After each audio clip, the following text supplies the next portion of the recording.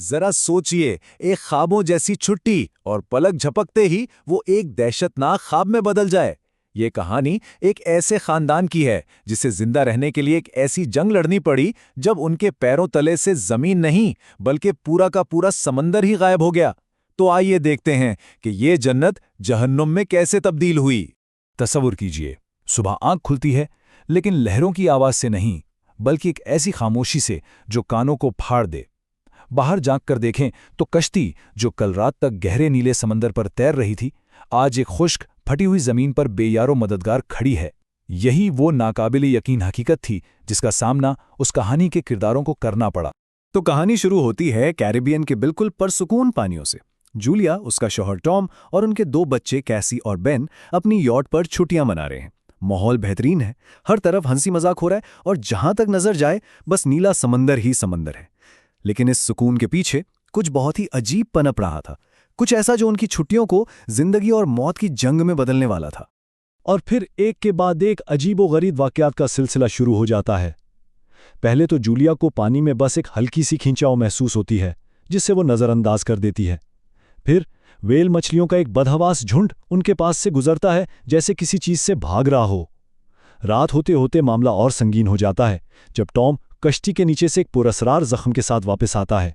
और फिर सुबह होते ही तो इंतहा हो जाती है जब आसमान जलते हुए सैटेलाइट से भर जाता है। ये एक वाज़ेह इशारा था कि जो कुछ भी हो रहा है वो सिर्फ उनके साथ नहीं बल्कि पूरी दुनिया में हो रहा है। और जैसे ये सब कुछ काफी न था, अब खुदरत खुद इनके खिलाफ हो जाती है। एक खौफनाक तूफान इन पर आ टूटता है और इसके साथ ही इनकी सारी टेक्नोलॉजी भी जवाब दे जाती है। कंपस पागलों की तरह घूम रहा है, रेडियो पर सिर्फ खरखराहट है और यॉट मुकम्मल अंधेरे में डूब जाती है।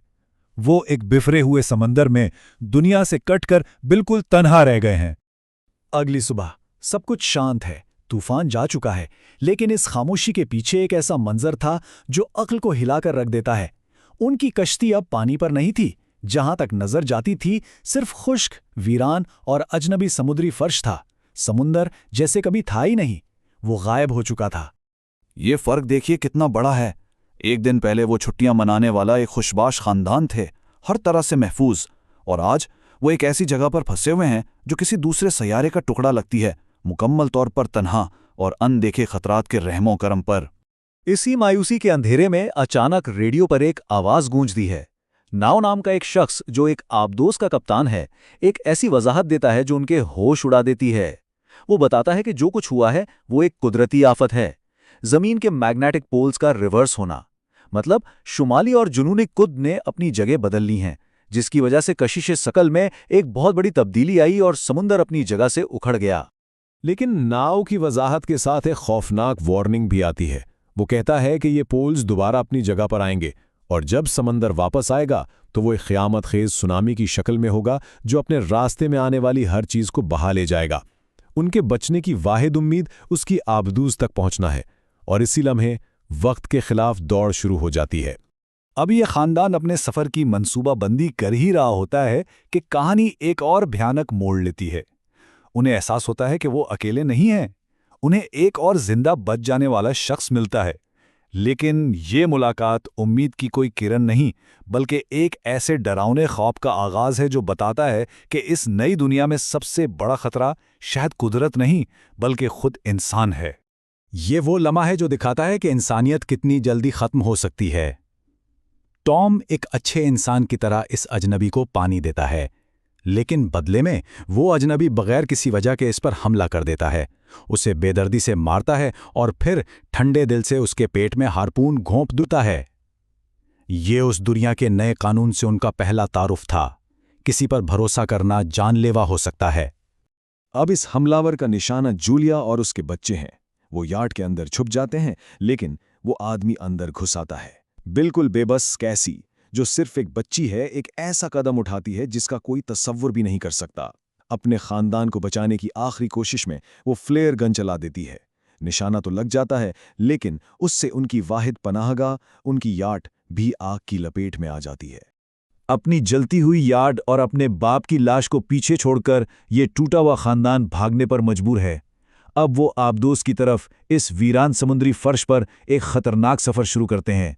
लेकिन ये सफ़र सिर्फ एक मंजिल तक पहुंचने के लिए नहीं बल्कि एक फिरार भी है, क्योंकि इनका हमला आवर जो किसी तरह आग से बच निकला है अब भी उनके पीछे है।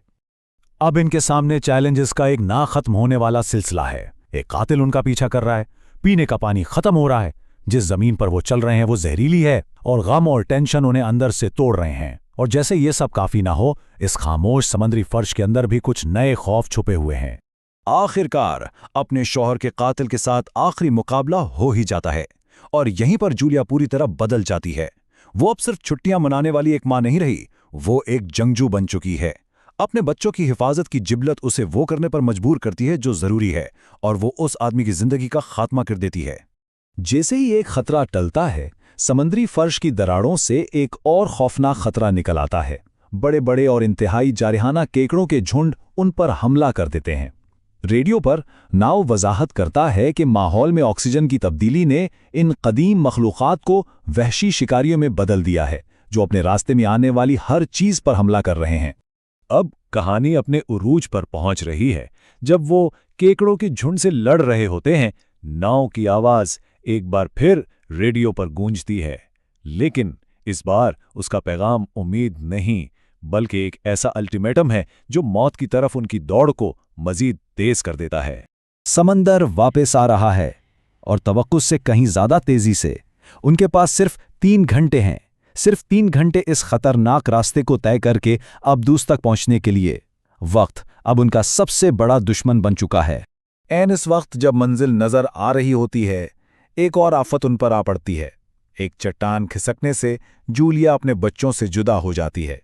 एक दिल दहला देने वाले लम्हे में उसे एक मां के लिए सबसे मुश्किल फैसला करना पड़ता है, अपने बच्चों को अकेले आगे भेजना, उस वादे के साथ कि वो उनसे मिलेगी, ये जाने बगैर कि क्या वो ये वादा कभी निभा पाएगी।